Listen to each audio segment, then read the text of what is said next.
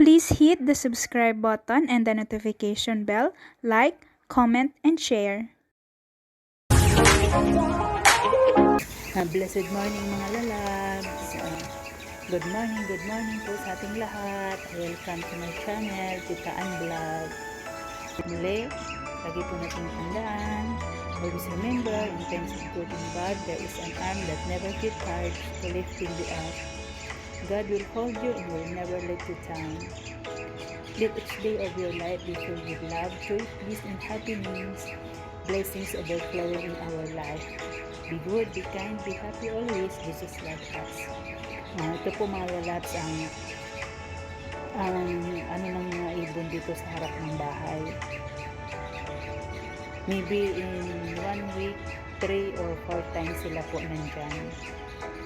Every morning 7 or 6:30 nandyan na po sila.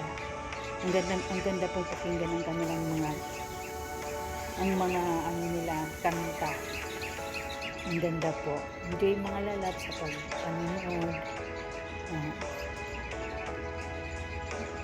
Sabi nga sa Philippians 4:6, do not be worried about anything, but in every situation, by prayer and petition, with thanksgiving, present your request to God.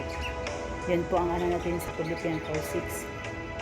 Opo, hindi po natin maiwasan mag-worry sa panahon ngayon, subalit nandyan po ang ating Lord, nandyan po ang ating Diyos upang tayo po ay gabayan, upang tayo po ay samahan sa ating pang-araw-araw na buhay. No matter what, He is always there for us, mga lalabs. And also remember the 4 things that I shared to you today. God will make a way for you. Yes, God will make a many ways for us.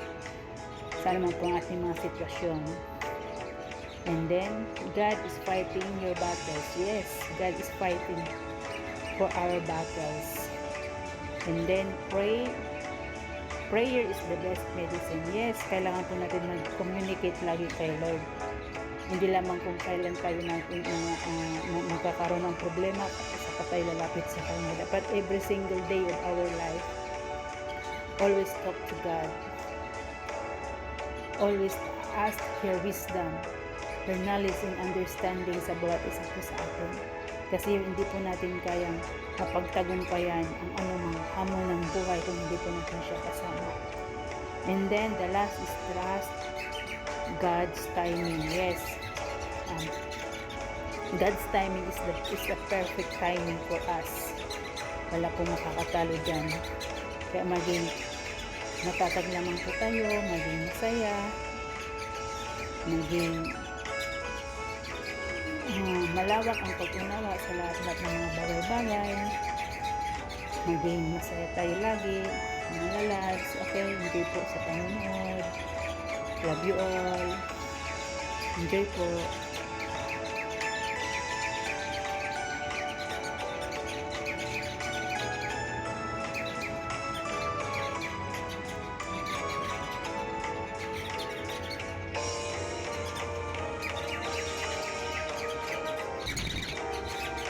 Six, 26. Ang sabi niya is, pagmasdan ninyo ang mga ibon, hindi sila nagtatanim ni umaaniman o kaya'y nagtitipon sa kamali.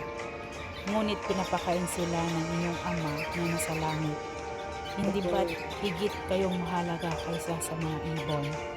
O diba mga lalabs, don't worry about anything. Instead, pray for everything for our Lord Jesus Christ.